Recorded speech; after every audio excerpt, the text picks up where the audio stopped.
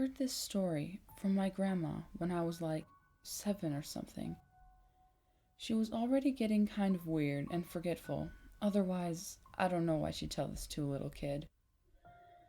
Well, my mom sent me to her house, which was only a couple blocks away from where we had lived at the time. Nana could still move around and do basic household chores and stuff.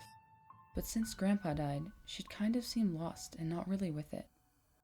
But a lot of the times, she was smiling and normal and glad to see me, so I liked going there. Most of the time. Until she started talking about Jenny. Nana was looking out the windows one day when we were in the attic cleaning. I'd been helping her go through old boxes for a few weeks, since I was on summer vacation at the time. Sometimes it was really boring, just old mail and bills and newspapers, but sometimes we found old photographs of Nana's parents and grandparents, which were cool and super creepy. Found some journals Nana had written as a kid a really long time ago, like 70 years back when she was my age. It was funny, her handwriting at the time looked so much like mine, all sloppy and loopy and sloping down to the right side of the page. If it hadn't been so similar to mine, I probably wouldn't have been able to read it, but I knew how to translate the weird scrolls and scratches. So I started flipping through a diary. April 17th, 1927, was Nana's 7th birthday, and it seemed her Uncle Sam had given her the diary as a gift. So that was the first entry. About her birthday celebration, her mother baking a cake, her father coming home from work with a box tied with a string, her uncle coming over for dinner and giving her the diary, etc. Anyway, a few months of the diary entries go by, and they're pretty boring. Little girl stuff like drawings of horses and complaining about her baby brother and getting a red ribbon at the country fair, blah blah blah. But then something strange started appearing in the entries. She started talking about a little girl named Jenny, and what she wrote about Jenny sounded really creepy. It seemed Jenny was the local apothecary's daughter and lived in the town. Since I didn't know, I asked Nana what an apothecary is. She said it was the town pharmacy run by Mr. Tarrington. You'd go to him to get medicines and elixirs and stuff. Whatever elixirs are. There were rumors about him among the children in town, that he put poison in some of the bottles or that he did experiments on people late at the night in the basement of the apothecary. I guess he was nice to everyone, but he and Jenny kept to themselves a lot, since there was no Mrs. Tarrington. Jenny was homeschooled and generally didn't come outside much, and when she was spotted, it was usually just a passing glimpse when Mr. Tarrington opened the back room door of the store to fill out prescriptions. The back room was where all the pills and syrups and heavy-duty medicines were kept. That's where Jenny seemed to spend all her time. Back then, nobody monitored that stuff. They'd give heroin to a child if they had a cough back then. So the story was, Jenny was sick a lot and needed to stay inside where she wouldn't get a chill or whatever. So Nana and none of the other children in town had actually ever met Jenny. They'd only catch glimpses of her, flashes of her long black hair and blue dress. They sometimes overheard their parents whisper things about the Tarringtons, rumors, like that Mrs. Tarrington had an affair and Jenny wasn't really Mr. T's child, but was the child of the devil, and that's why he kept Jenny away from everyone. Or that Mrs. Tarrington had taken pills in the back of the store and killed herself, and that Jenny refused to leave the dead body, which was still back there to this day. I don't think anyone really thought that. Nana said small towns get their excitement from gossip based on nonsense, and that none of these rumors had any basis in reality, and that the townspeople couldn't have possibly guessed what the real story was, and that it was good they never knew. What was the real story?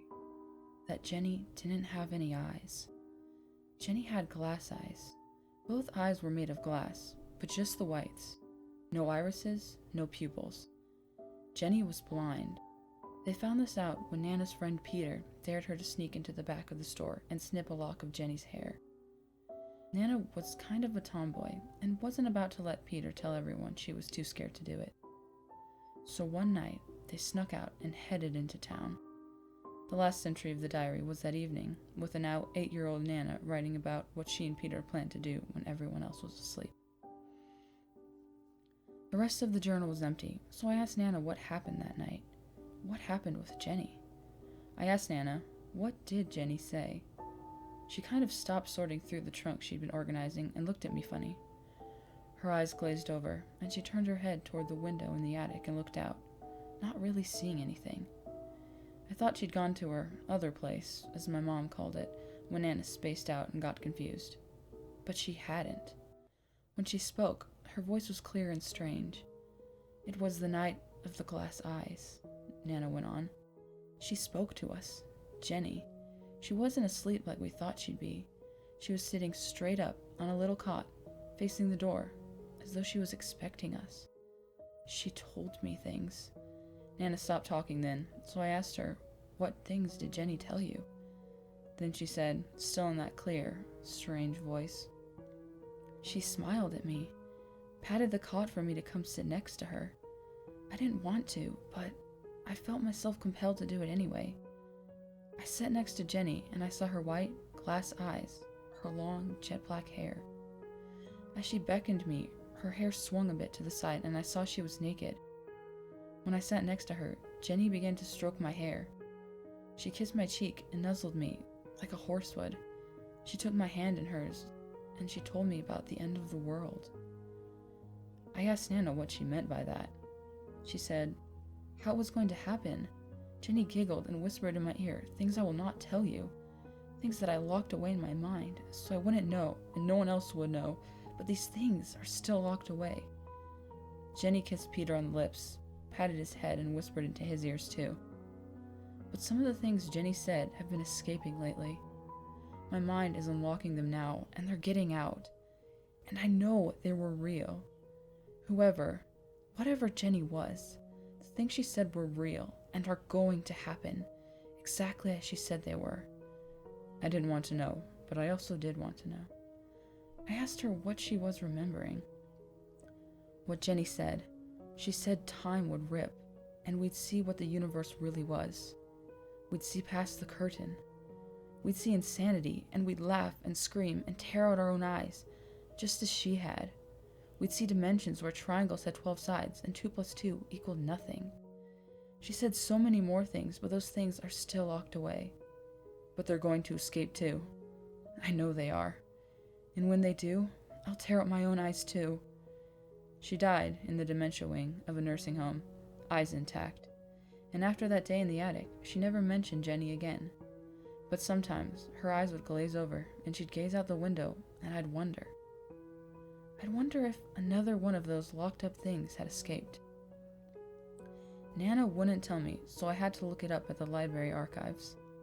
It took me a long time, but last year I found an item in the local paper from the summer of 1928.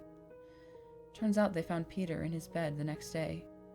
After the night of the glass eyes, he was lying there, smiling, naked, and he'd cut out his own eyes.